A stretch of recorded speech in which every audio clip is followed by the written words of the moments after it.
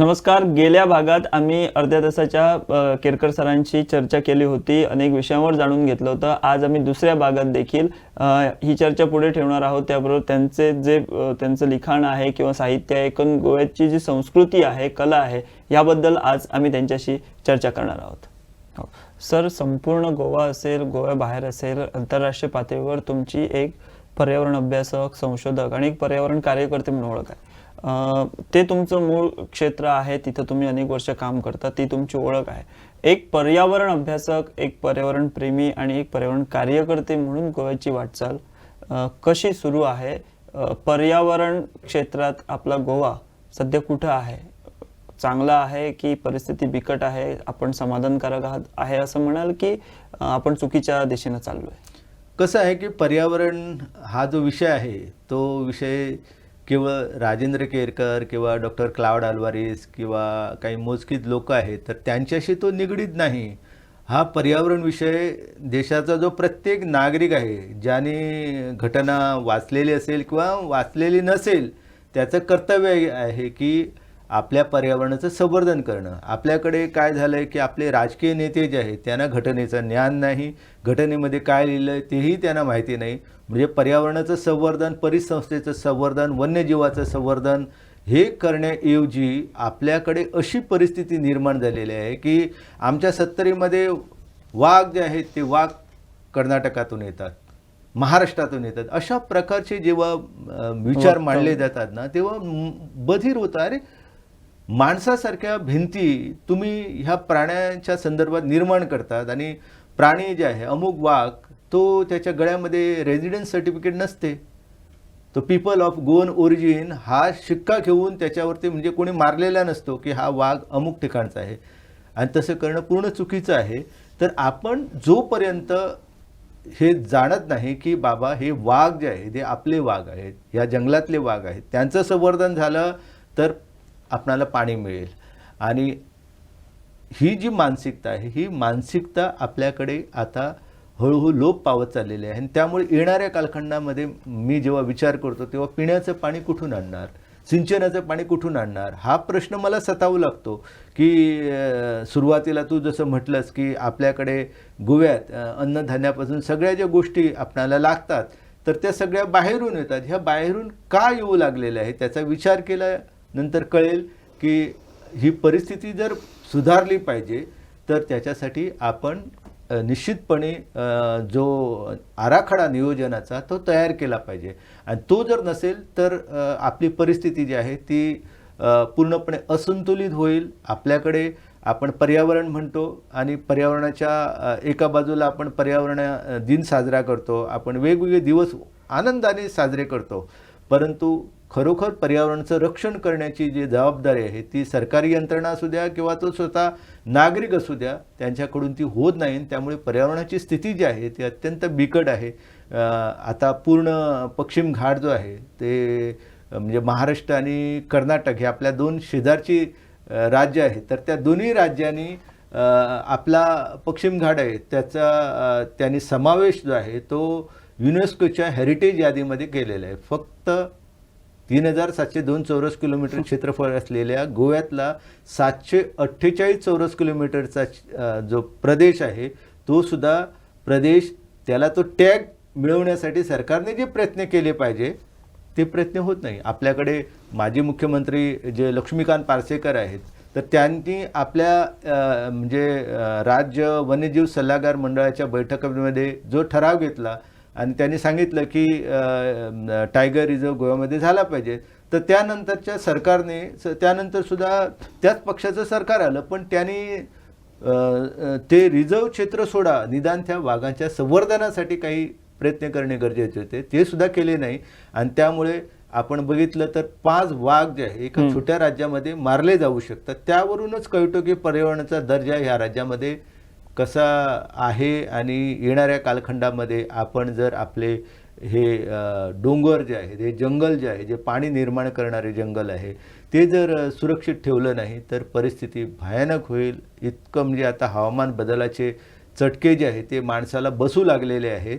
आणि हे आपण जेव्हा चित्र बघतो तेव्हा हे चित्र समाधानकारक होण्यासाठी आपण ते प्रयत्न केले पाहिजे. जोपर्यंत आपण म्हणजे आपल्याकडे पूर्वजांनी वडाचं झाड कशाला लावलं, पिंपळाचं झाड कशाला लावलं, त्याच्यामध्ये देवत्व का लोकांनी बघितलं, ह्याचा विचार जोपर्यंत करत नाही ना, तोपर्यंत मग पर्यावरणाच्या संदर्भातल्या सगळे कायदे कानून वगैरे सगळे खोटे ठरतील. आपण जर कोस्टल रेग्युलेशन झोन हा जर विषय घेतला तर लक्षात येईल की त्या ठिकाणी जो पश्चिम किनारपट्टी आहे आपल्या गोव्याला पेडणे ते काणकोणपर्यंत 105 किलोमीटरचा जो किनारा लाभलेला आहे, त्याची दशा जी आहे, त्याची परिस्थिती जी आहे ती आपण कशी केलेली आहे. म्हणजे मी जेव्हा काणकोणला जातो आणि त्या ठिकाणी बटरफ्लाय बीच नावाचा एक सुंदर अस्पर्श असा एक किनारा होता.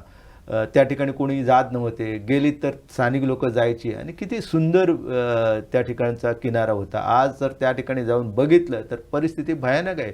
आपण क्लीनेस्ट बीच म्हणून ज्याचा पाळोळेचा उल्लेख आशिया खंडात करत होतो, त्याची परिस्थिती बघा. म्हणजे हे चित्र जे आहे ते चित्र आज भयानक बनवू लागलेलं आहे. कोलवा, बाणावली किंवा कळंगूट, अंजुना, वाघातोर.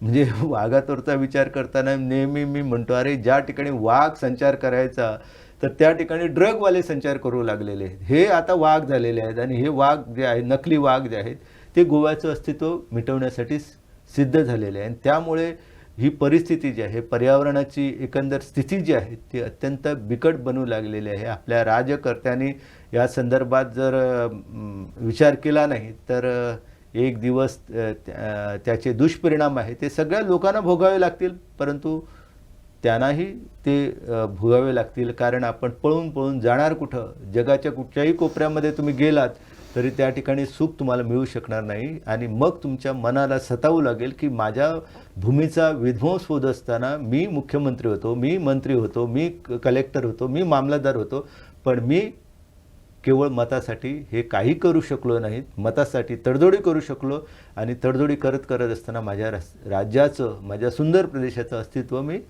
नष्ट करत राहिलो. हा जो विचार आहे ना, हा विचार जोपर्यंत तुमच्या मनात येत नाही, ही अस्वस्थता जोपर्यंत येत नाही, माझ्या मनामध्ये ती येते आणि मी अस्वस्थ होतो. मला सुद्धा एकदा वाटतं, अरे एवढा चांगला पगार होता, एवढं सगळं म्हणजे सुख माझ्या समोर होतं, हे सगळं सोडून ही वाटचाल, म्हणजे समोर एकच तारा पायतळी अंगार. म्हणजे एकदा पणजीसुद्धा येताना मला पैसे कुठून आणणार, म्हणजे बायकोकडून मागणार की काय, अशी परिस्थिती असते. पण नाही, मग माझ्या मनात पुन्हा माझं राज्य येतं, माझा प्रदेश येतो, माझं जंगलं येतं, समोर येतात, वाघ दिसतात मला, आणि मी म्हणतो माझ्या ह्या शरीरामध्ये प्राण असेपर्यंत मी माझा लढा जो आहे तो सुरू केलेला आहे, तो मी कायम ठेवणार.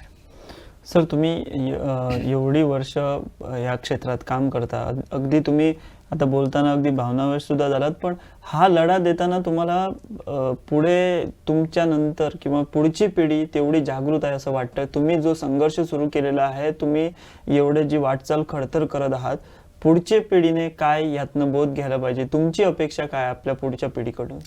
पुढच्या पिढीच्या संदर्भात मी आशावादी आहे. कारण मी जेव्हा बघतो की माझ्या सभोवताली जी मुलं आहेत ती नोकरी, उद्योगधंदे याच्यासाठी त्यामध्ये ती जातात, परंतु त्यांच्या अंतःकरणामध्ये ती संवेदना आहे आणि त्यासाठी जो वेळ मिळेल ना, आता एखादा विद्यार्थी आहे तर तो विद्यार्थी शाळेत जातो, कॉलेजमध्ये जातो, परंतु त्याचबरोबर संध्याकाळी त्याला जर कॉल आला आणि त्याला सांगण्यात आलं की आमच्या घरात नाग आला किंवा आमच्या घरात किंगकोब्रा आहे, तर ती मुलं जातात तिथं आणि त्याचं संवर्धन, संरक्षण व्हावं याच्यासाठी प्रयत्न करतात. मग त्यांच्या कॉलेजने एखादा कार्यक्रम आयोजित केलेला असेल, म्हणजे ज्या ठिकाणी कचरा निर्मूलन करायचं असेल किंवा गोळा करायचा असेल, तर त्यासाठी मग ती मुलं धावत जातात. म्हणजे आजसुद्धा आपण बघतो की सरकार काय करतं की बीच क्लिनिनेस, म्हणजे सागर किनारे जे आहे ते स्वच्छ करण्यासाठी कॉलेजेसचे विद्यार्थी आहेत तर त्यांना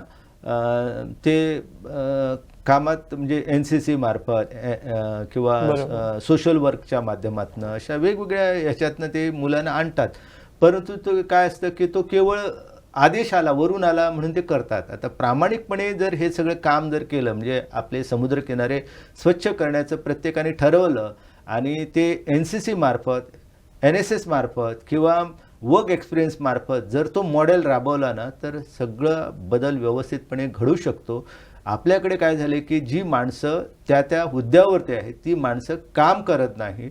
म्हणजे एखादा हेडमास्टर असेल, एखादा प्रिन्सिपल असेल, एखाद्या पोलीस इन्स्पेक्टर असेल त्या भागाचा, तर त्या भागातल्या त्या व्यक्तीनं जर ते विधायक काम करण्याचं ठरवलं ना तर ते परिवर्तन होऊ शकतं.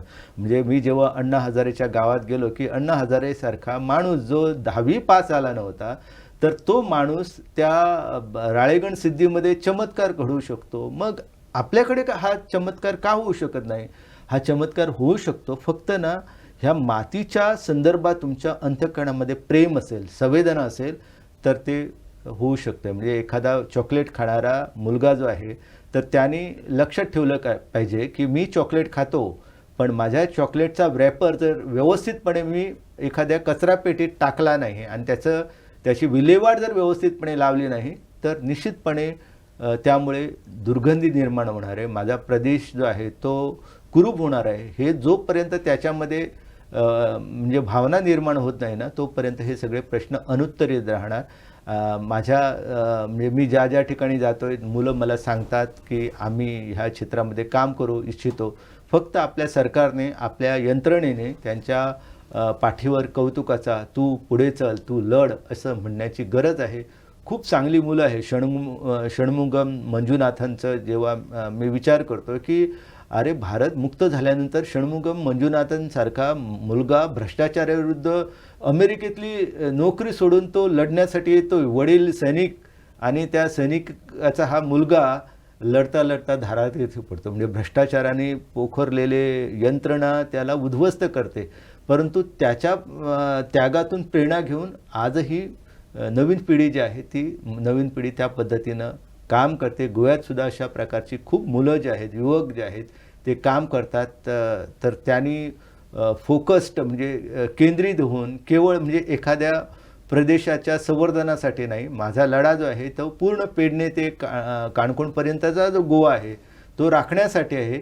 अशा पद्धतीनं केला ना तर निश्चितपणे ही पर्यावरणाची चळवळ जी आहे ती लोक चळवळ होऊ शकते, युवा चळवळ होऊ शकते आणि तसा प्रयत्न होणं गरजेचं आहे. फक्त आपल्याकडे माझ्या वयाची जी माणसं आहेत त्यांनी आपली मानसिकता बदलून ह्या तरुण पिढीचे विचार जे आहेत ते ऐकून घेतले पाहिजे. त्यांच्यावरती आम्ही जर विचार लादायला गेलो तर ते नाही स्वीकारणार. म्हणजे मी त्यावेळेला अमुक काम केलं याच्या गोष्टीत जर मी आयुष्यभर सांगू लागलो त्यांना मी अमुक काम केलं आहे, लोक म्हणणार, मुलं म्हणणार हा काय. प्रत्येक वेळी आम्ही कार्यक्रमाला येतो तेव्हा आपलीच उदाहरणं देतो. म्हणजे मग त्यांच्या मनामध्ये निरुत्साह येणार. तर त्याच्यासाठी जे काम करतात त्या कामामध्ये काही दोष असतील तर दोष निश्चित त्यांना सांगा. परंतु जे चांगलं करतात ना त्याच्यावरती कौतुकाची थाप तुम्ही मारा आणि पुढं जाण्यासाठी त्यांना मार्ग जो आहे तो सुखकर करून द्या. मग ही मुलं जे आहेत तो आपल्या गोव्याचं चित्र जे आहे ते चित्र निश्चित पालटतील. हो सर, जसं तुम्ही पर्यावरण अभ्यासक म्हणून काम करता, कार्यकर्ते म्हणून काम करता, त्याचप्रमाणे गोव्याची लोकसंस्कृती, गोव्याच्या लोकपरंपरा ह्यांचाही तुम्ही मोठ्या प्रमाणात अभ्यास केलेला आहे, त्याच्यावर लिखाण केलेलं आहे. आपण सध्याचं चित्र जर बघितलं तर आपला ग्रामीण गोवा हा झपाट्यानं बदलत आहे. शहरीकरण सुद्धा आपल्या ग्रामीण गोव्याचं होतंय. अशा ह्या परिस्थितीत आपली संस्कृती म्हणजे आपल्या परंपरा असतील, लोककला असतील, लोकगायन परंपरा असतील, ह्या कितपत अजूनपर्यंत जपल्या गेलेल्या आहेत का त्या आपण जर बघितलं तर काही प्रमाणात नष्ट होण्याच्या मार्गावर आहेत असं तुम्हाला वाटतं का? किंवा त्या जतन करण्यासाठी काय करणं गरजेचं आहे आणि त्या जर नष्ट झाल्या तर ते किती गोव्यासाठी घातक ठरू शकतं? आता परंपरा जी आहे ती किंवा संस्कृती आहे, संस्कृती हा खूपच सुंदर असा मानवी समाजातला एक म्हणजे विषय आहे की संस्कृतीमुळे रानावनात फिरणारा जो माणूस आहे त्याला सम्यक कृती म्हणजे चांगली कृती करण्याची प्रेरणा मिळाली आणि ही चांगली कृती करणं म्हणजे संस्कृती आहे. आपल्या एकंदर संस्कृतीमध्ये आपण जर बघितलं की त्यांनी ऋतुमानानुसार ना प्रत्येक आपली अन्न संस्कृती विकसित केली. नागपंचमी आल्यानंतर पातोळ्या किंवा तुम्ही चतुर्थीचा उत्सव साजरा करतात ना तर त्यामध्ये मुगागाठी किंवा असे वेगवेगळे उत्सव, खतखते, म्हणजे अशा पद्धतीनं त्यांनी ती एक चाकोरी एक परंपरा निर्माण केली होती. तर ही परंपरा का निर्माण केली हे जोपर्यंत आपण त्या मुलांना सांगत नाही तोपर्यंत त्यांचं प्रेम त्याच्याविषयी निर्माण होणार नाही. आता फुगडी घालणारी बाई जी आहे म्हणजे ती कशासाठी फुगडी घालत होती? गणपतीसमोर फुगडी घालत असताना तिला योग किंवा व्यायाम करण्याची काही गरज नव्हती, कारण तिचा व्यायाम जो आहे म्हणजे कोणत्याही फुगडीचे जवळजवळ शेकडो प्रकार आहेत.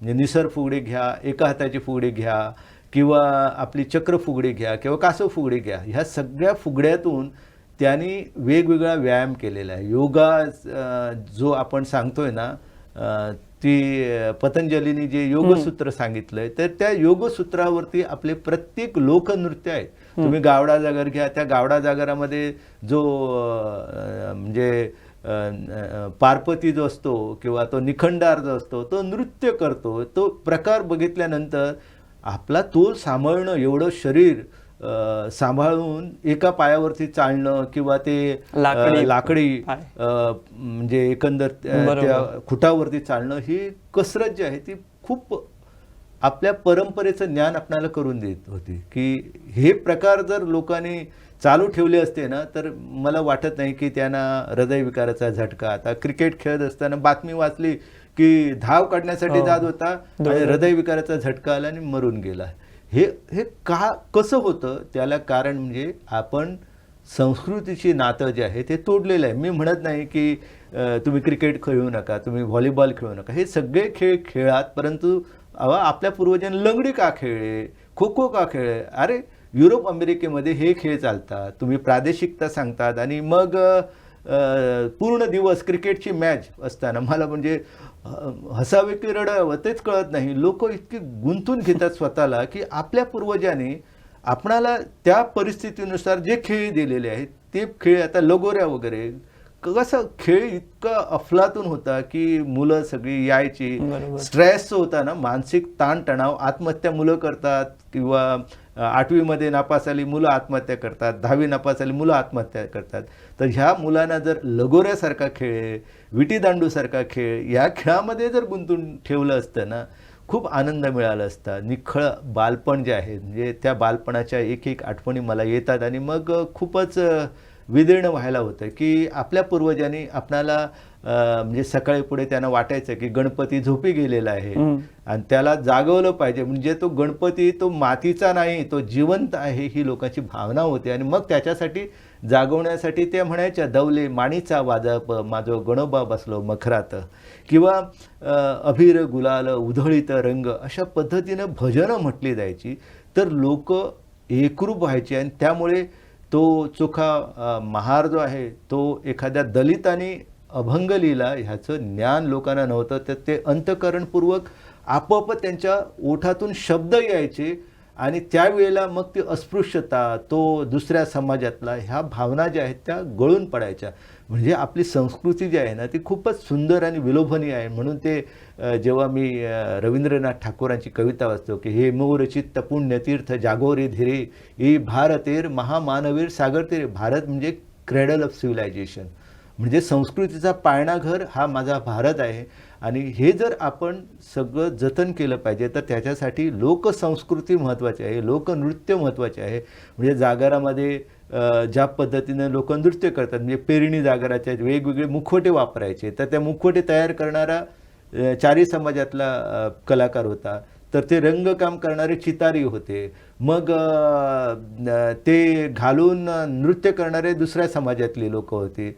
नाटकं करणारी वेगवेगळी लोक होती. म्हणजे वेगवेगळ्या समाजाचे सगळी लोक 12 बलुतेदार जे आहेत तर ते 12 बलुतेदार वेगवेगळ्या कामात गुंतलेले असायचे. म्हणून ती पेरणी जागराची परंपरा, किंवा आपल्याकडे दशावतारी नाटकाची परंपरा असू द्या, किंवा आपल्याकडे रणमाले नावाचं लोकनाट्य वगैरे होतं. हे सगळं ना, तर त्यातनं ही अशी म्हणजे माणसाचं जीवन जे आहे, म्हणजे आपण आता आरोग्याच्या संदर्भात आपण जेव्हा विचार करतो की लोकांच्या आरोग्याची काळजी त्यांनी घेतली होती. म्हणजे दिवाळीसारखा जेव्हा आपण उत्सव साजरा करतो तेव्हा नरक चतुर्दशी दिवशी आपण कारीड घेतो, कारीड ते फोडतो आणि ते कडू जे आहे, तो कडूपणा जो आहे तो आपण आपल्या जिभेवर. आज आपण काय झालंय की जे सगळं खातोय ते गोडच. म्हणजे आपल्याकडे अशी म्हण होती की साखरेचं खाणार त्याला देव देणार. आता साखरेचं खाणार त्याला देव लवकर घेऊन जाणार.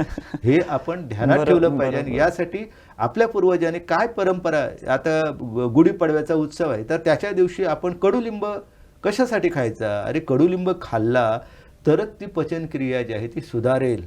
तर एखादं आपल्याकडे सातविण्याचं झाड आहे, ज्याला आपण ॲलिस्टोनिया स्कॉलारिस म्हणतो, त्याचा जो त्याची जी साल आहे ती कुटल्यानंतर त्याच्यामध्ये नागलकुडा, त्याच्यामध्ये लवंग, त्याच्यामध्ये वेगवेगळं घालून लोक ते वाटायची आणि त्याचं म्हणजे तो जो रस आहे तो द्यायचे. काय कारण होतं ह्याचा कधीच आपण विचार केला नाही. आपण ते थोतांड म्हणून सांगितलं आणि हे थोतांड म्हणून सांगितल्यानंतर आता मुलं म्हणतात की चिली चिकन, गोबी मंचुरियन, चिकन 65 हेच माझं अन्न, आणखी काही नाही. आई मला मॅगी नूडल पाहिजे. हे चित्र जोपर्यंत त्यानं शिरवळ्या म्हणजे काय, त्याच्यासाठी मग तो नारळाचा रस तयार केला जायचा, त्याच्यात गूळ घातलं जायचं. अरे ज्याच्या जत्रा यायची त्या जत्रेमध्ये हे सगळं खायला मिळायचं. आणि आता जत्रा म्हटल्यानंतर सगळ्यांच्या घरी कोंबडे जे आहेत म्हणजे बळी देतात. एका ठिकाणी आपण सांगायचं की म्हणजे अहिंसा परमो धर्म म्हणायचं, बळी द्यायचे नाही. एखादा जर देवाच्या नावाने बळी देत असेल तर त्याचा विरोध करायचा. आणि या ठिकाणी घरात दर दिवशी तुम्ही बळी देतात त्या संदर्भात गप्प राहायचं. ही मानसिकता जी आहे ती भयानक आहे. आणि हे सगळं जर थोपवलं पाहिजे तर सांस्कृतिक मूल्य जे आहेत, ही सांस्कृतिक मूल्य जे आहे त्यांचं जतन करणं खूप गरजेचं आहे. आपल्याकडे आपल्या परंपरा ज्या आहेत, ते मी म्हणत नाही की सगळ्याच परंपरा चांगल्या आहेत, तर त्या ज्या विघातक आहेत, ज्या परंपरा अनिष्ट आहेत, ह्या परंपरा त्यागून आपल्या ज्या चांगल्या परंपरा आहेत, जे लोकनाट्य आहेत किंवा वेगवेगळे पारंपरिक खेळ आहेत, तर त्यांना ऊर्जितावस्था कशी मिळेल ह्याचा जर विचार केला ना तर खूप सुंदर जीवन होऊ शकतं. म्हणजे जग सुंदर करण्यासाठी आपण ह्या सगळ्या गोष्टी वापरू शकतो. सर, जाता जाता एक दोन शेवटचे प्रश्न विचारतो. तुम्ही ह्या क्षेत्रात पर्यावरणाचे अनेक वर्ष काम करता. आपण जर बघितलं तर अनेक या सर्व क्षेत्रामध्ये भेसळ झालेली आज आपल्याला पाहायला मिळते. आपल्यासारखे असतील किंवा आपल्यासारखे काही इतर जे प्रामाणिक कार्यकर्ते काम करतात, अगदी कोणताही स्वतःचा फायदा न बघता अतिशय समाजासाठी झटून काम करतात. अशा वेळी काही लोक तुम्ही बघता की तुमच्या आजूबाजूला की स्वतः आपण कोणतरी एक पर्यावरणवादी आहे असं भासवून आपण एक आपलं नाव करावं किंवा अनेक अडथळे निर्माण करावे वेगवेगळ्या कार्यात आणि आपण दाखवून द्यावं की आपणही पर्यावरणवादी आहे. असे लोक किंवा अशी प्रवृत्ती जी आहे ही तुमच्या या क्षेत्रात पसरली आहे असं तुम्हाला वाटतं का? आणि ती किती घातक? कारण तुमच्यासारखे प्रामाणिक कार्यकर्त्यांवर देखील मग लोक एका वेगळ्या नजरेनं बघतात, वेगळ्या दृष्टीनं बघतात. त्यावर तुम्ही काय सांगा? कारण मी जेव्हा सुरू केलं आहे ना तर तेव्हा बरीच जणं म्हणजे नेते जे आहेत ते म्हणायचे की हा पर्यावरणवादी म्हणजे काही भरपूर पैसा असेल याच्याकडे आणि इंटरनॅशनल फंडिंग वगैरे मिळतं, नॅशनल फंडिंग मिळतं, वेगवेगळ्या संस्था तुम्हाला मदत देतात म्हणून तुम्ही काम करतात. मग असा प्रश्न एका मला म्हणजे फोन इन कार्यक्रमात एकाने विचारला, अरे तुम्हाला भरपूर पैसा मिळतो, तुमचं फंडिंग म्हणजे फॉरेन फंडिंग तुम्हाला येतं आहे. तेव्हा मी त्याला सांगितलं की माझे अमुक बँकमध्ये अकाउंट नंबर आहेत, मी तुम्हाला सगळं डिटेल देतो, मग तुम्ही या आणि बघा, तपासा कुठून आलेत पैसे, काय ते सगळं तुम्हाला मिळेल. त्याच्यात काही म्हणजे RTI वगैरे अप्लाय करण्याची गरज नाही, मी तुम्हाला हे सगळं देतो. आपल्याकडे काही लोक जे आहेत ती लोक तशा पद्धतीनं म्हणजे आपले हप्ते वाढवून घेण्यासाठी प्रयत्न करतात. आम्हालासुद्धा बऱ्याचदा म्हणजे आम्ही जेव्हा वेगवेगळ्या क्षेत्रात वावरतो तर त्यांनी आम्हाला बोलावून नेलं आहे आणि बोलावून नेल्यानंतर आम्ही प्रामाणिकपणे त्या ठिकाणी गेलो आणि प्रकल्पासंदर्भात आमची भूमिका मांडली आणि आमची इंटरव्ह्यू जी आहे ती रिलीज झाली. आणि रिलीज झाल्यानंतर मग आम्ही म्हटलं आता बैठक ती सांगितलेली आहे ती रविवारी येऊ ना? हो सर, तुम्ही रविवारी या. आणि मग फोन परत करण्याचा प्रयत्न केला तर कळलं की त्यांनी सगळं जमवून घेतलं आहे. म्हणजे पैसे ज्या मागण्या होत्या तर त्या मागण्या त्यांनी पूर्णत्वास नेल्या.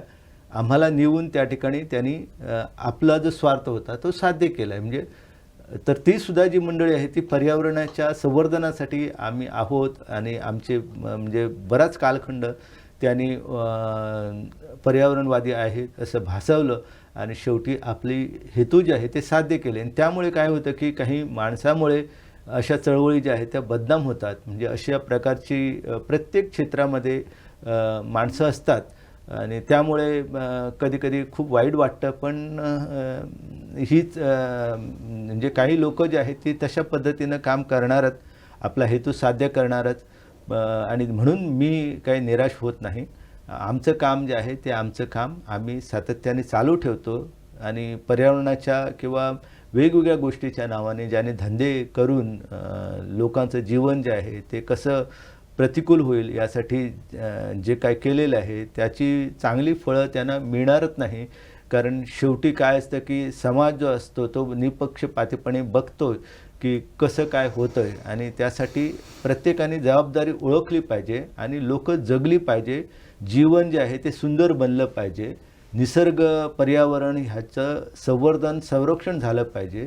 तर त्याच्यासाठी आपण जर त्या पद्धतीने काम केलं तर निश्चितपणे त्याची चांगली फळं मिळतील आणि तशा पद्धतीनं वागणं आणि वावरणं गरजेचं आहे. सर, शेवटचा प्रश्न. तुम्ही अनेक विषयांवर लिखाण करता, खास करून पर्यावरणावर करताच, पण लोकसंस्कृती, आपल्या परंपरा ह्याच्यावर देखील लिखाण करता. तुमची पुस्तकं वाचण्यासाठी अनेक होतकरू तरुण जे आहेत ते उत्सुक असतात.